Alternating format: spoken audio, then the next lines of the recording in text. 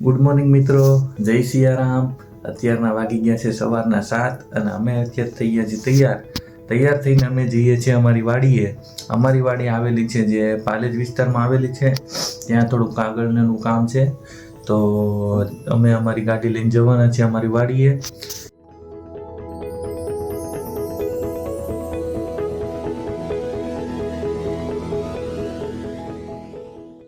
તો નીચે સરસ મજાનું દૂધ બની ગયું છે અને હવે દૂધ પીને અમે નીકળશું ભગવાનને પગે લાગીને.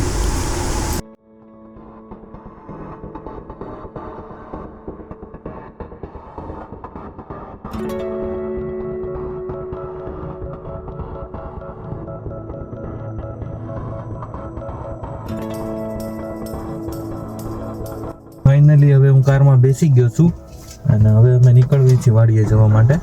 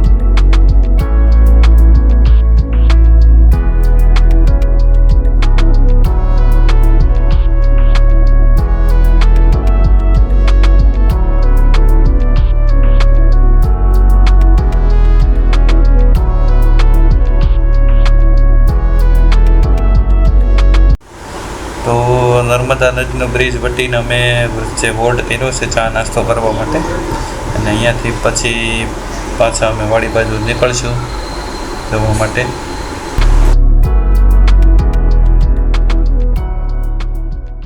તો હવે ફાઇનલી અમારો ચા નાસ્તો થઈ ગયો છે અને હવે અમે જઈએ છીએ વાડીએ.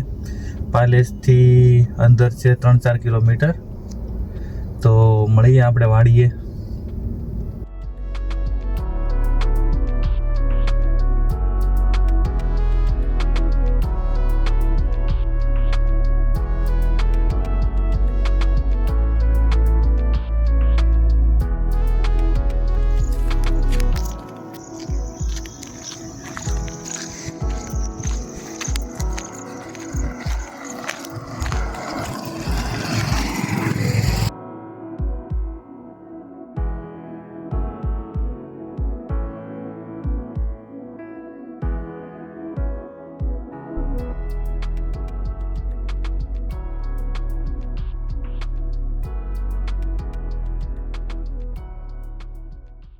અમારે ઠેલી મૂકી દીધી છે.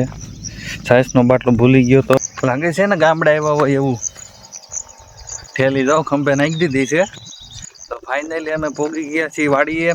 ગાડી મૂકી દીધી છે ત્યાં પાછળ મેઇન રોડ ઉપર, કારણ કે ક્યારે અહીંયા વરસાદ આવે નક્કી નહીં. રસ્તો બહુ ગારાવાળો છે એટલે ખોટી ગાડી ફસાઈ જાય એના કરતાં ગાડી અમે રોડે મૂકવી દીધી. દર વખતે અમે આવી ત્યારે અમે એમ જ કરવી હતી, ગાડી રોડે મૂકી દીધી અને હાલીને વહી આવી ચોમાસામાં. બાકી તો ઠેઠ સુધી ગાડી વાડી સુધી વહી જાય એમ છે, પણ ખાલી ચોમાસા પૂરતું ધ્યાન રાખવું પડે. ગારો થઈ જાય, ગાડી ફસાઈ જાય ને અહીંયા પાછું વાહન એવું બધું કંઈ ખાસ મળે નહીં. તો સરસ મજાની લીલી વાડીઓ છે.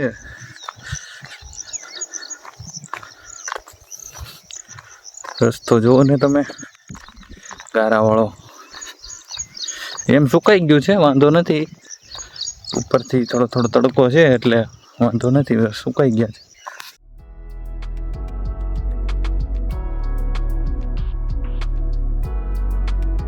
ફાઇનલી વાડી આવી ગઈ છે, તમને દેખાતી છે વિડીયોમાં. કપાસનું વાવેતર થઈ ગયું છે વાડીએ. આ સાઈડ તમને દેખાય લીંબુડીનો છે અને એની પાછળના ભાગમાં છે આંબાની કલમો. વિશેષ મળ જેવી કેરી આ વર્ષે આવી હતી. કલમો એટલી બધી નાની જ છે, બહુ મોટી ખાસ નથી. હમણાં હું તમને પહોંચીને ટૂર કરાવું વાડીની. તમને આ વિડીયો ગમતો હોય તો લાઈક તો કરજો, સબસ્ક્રાઈબ ન કરો તો કાંઈ નહીં, પણ લાઈક તો કરતા જજો.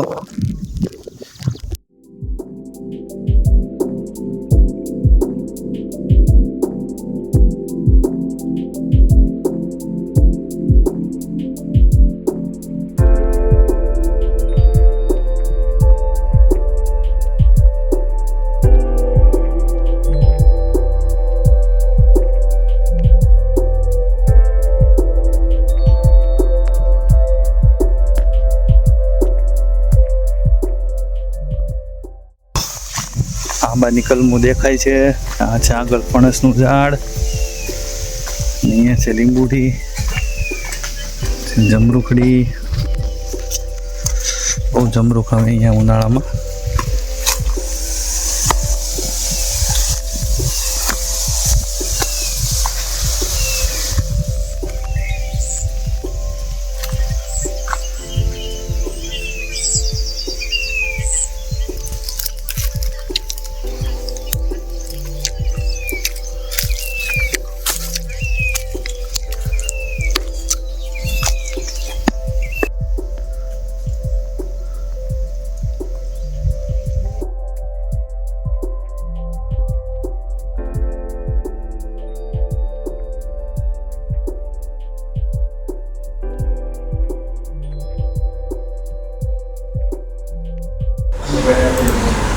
તો વાડીની અંદર 50-60 જેટલી આંબાની કલમો છે, અલગ અલગ રાજાપુરી, કેસર ને હાફૂસ, બદામ. અને આ સિઝનમાં લગભગ 30-40 મણ જેટલી કેરી ઉતરી હતી. અને ફરતી કોર સાઈડમાં લીંબોડી છે, તમે જોઈ શકો છો. વાડીઓમાં મસ્ત મજા આવે છે આટા મારવાની.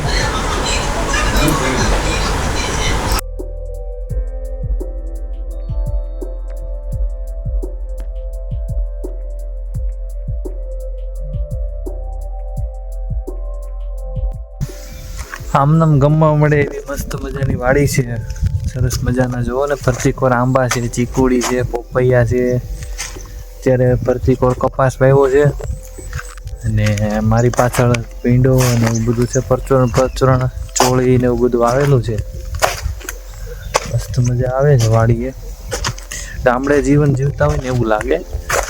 જીવનમાં એકવાર મહિનામાં 2-3 વાર તો વાડીની અવશ્ય મુલાકાત લેવી જ જોઈએ. એકદમ આમ તાજગી અને ફ્રેશનેસ ફીલ થાય. કાંઈ આપણને ગમતું ન હોય, ક્યાંય એવું થતું હોય તો પણ મજા આવે. એટલે વાડીની મુલાકાત તો હું માનું છું ત્યાં સુધી આપણે લેવી જ જોઈએ. ભલે કંઈ કામ ન કરવી, પણ હરતા ફરતા આટા મારો તોય પણ તમને બધાને બહુ ગમે. બહુ બધા અમે લીંબુ ઉતાર્યા. લીંબુડીમાં બહુ પુષ્કળ લીંબુ આવી ગયા હતા. લીંબુ ઉતાર્યા, પાકી ગયેલા. અત્યારે હવે ફરતી કોર આટા મારું છું હું વાડીમાં. ખૂબ ભરાઈ ગયું છે ફરતી કોર પોપૈયાથી.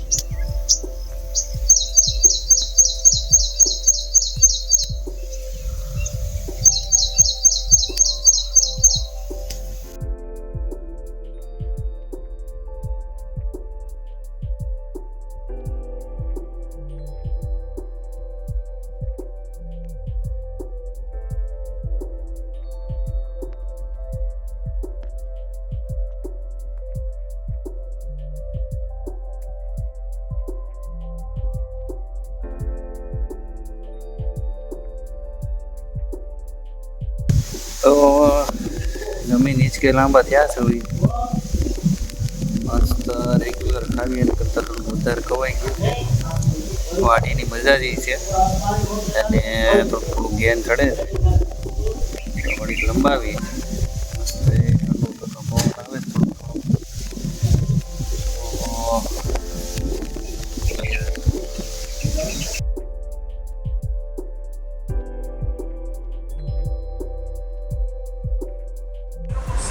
તો બપોરના 3 વાગી ગયા છે અને અમે બધા જાગી ગયા સુધી.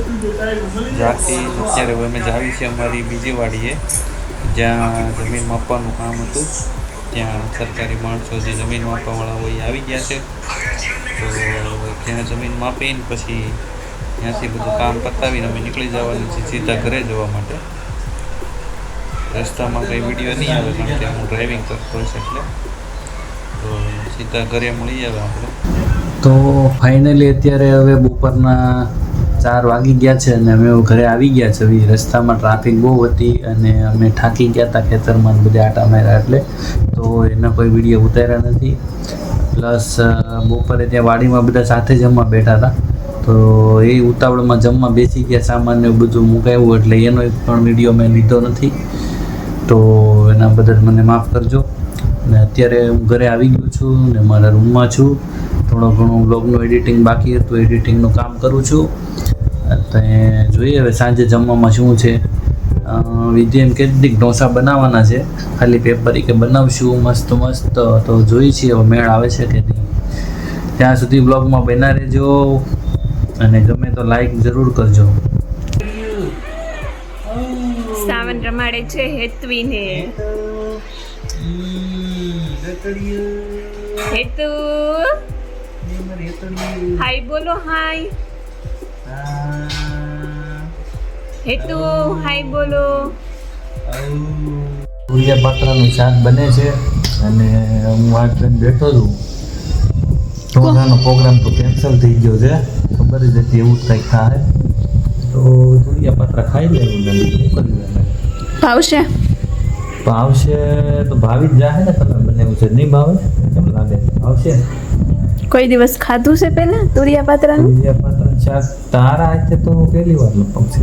મેં નથી બનાવ્યું, સોરી. હા, તારા હાથે નથી તો એ રાત ભી રાજી રહી જાયગા. તો હવે જેને બનાવ્યું ને ખાઈ લેવું ને, 2 રોટલી ખાવી એમાં હું બોલ તો.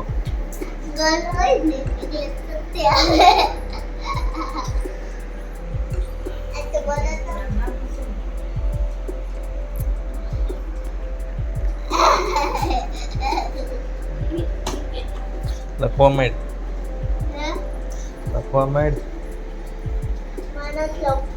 મારશે ટીચર. મીરા કેમ રોતી હતી ટીચરે મારી?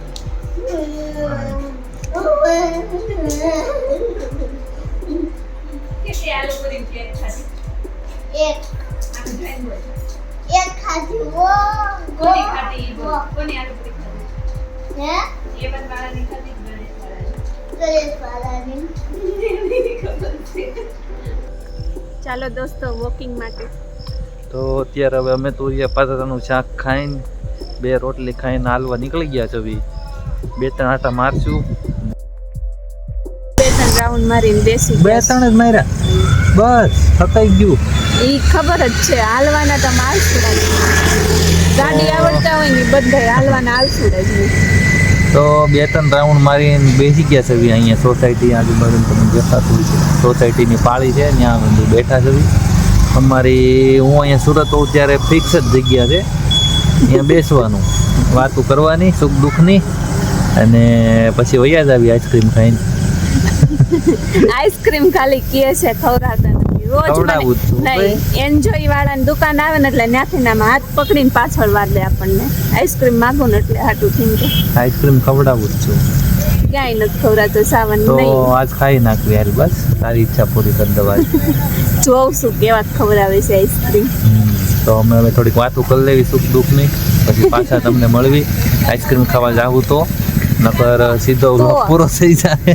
આઈસ્ક્રીમ ખાવા જાવશું તો વચ્ચે બધી વાતમાં આવે જ છે ને, તમારી વાતમાં તો આવશે. ના પાડી ગયો તો ઈ લોકો વાટ ન જોવે આઈસ્ક્રીમ, નકર એને પછી આમ મોઢામાં પાણી આવતું હોય ન આવતું કેમ ખબર પડે? મોઢામાં પાણી રાહ જોવે, એટલા બ્લોગ જોવે છે તો રાહ જોઈ શકે ને. તો દર વખતેની જેમ સાવરને કઈ કેન્ડી ખવડાવી નથી. દર વખતે એમ જ કરે, પેલા એમ કે હું ખવડાવીશ પણ નહીં ખવડાવું, એવું કરે દર વખતે. પણ અમારી વાડીએથી મસ્ત લીંબુ આવ્યા છે, મસ્ત એકદમ નેચરલ ગ્રીન લીંબુ આવ્યા છે. તો મેં કીધું આટલા બધા લીંબુ આવ્યા તો કામ ના છું એમ. અમથા તો બહુ વખાણ કરતા મને આ આવડે બોલો આવડે. મેં કીધું જાઓ લીંબુ આવ્યા છે ને, તો મારી ફરમાઈશ છે કે લીંબુ શરબત બનાવી આવો. ત્યાં છે લીંબુ શરબત બનાવવા, આવે પછી તમને કહું કેવું બનાવ્યું છે લીંબુ શરબત. સાવન આવ્યા છે શરબત લઈને, હવે આપણે ટેસ્ટ કરીને કહેશું કે કેવું શરબત બનાવ્યું છે. સાવન દેખાડો તો શરબત. મને આવડે એવું બનાવ્યું છે, બસ કહેતી નહીં આવું બેન ઓલું બન્યું એમ સારું જ બન્યું છે. મેં ચાખ્યું હતું તો એમાં કંઈ કહેવાય નહીં, હું ટેસ્ટ કરીને કહીશ કે કેવું બન્યું એમ. ટેસ્ટ કરવા દેવું.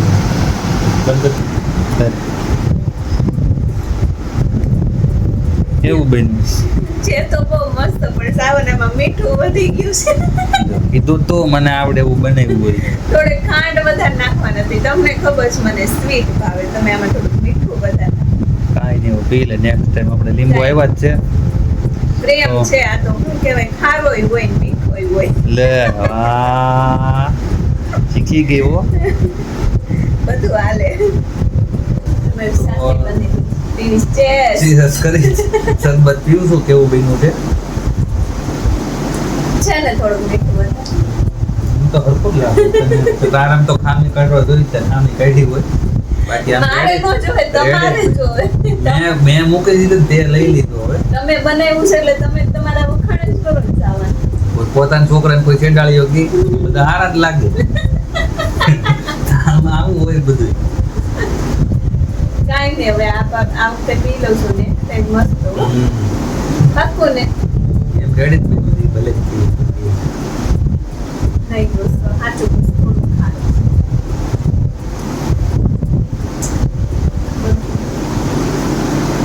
તો શરબત પી લીધું છે હવે. તો હવે આજનો વ્લોગ અહીંયા પૂરો થાય છે.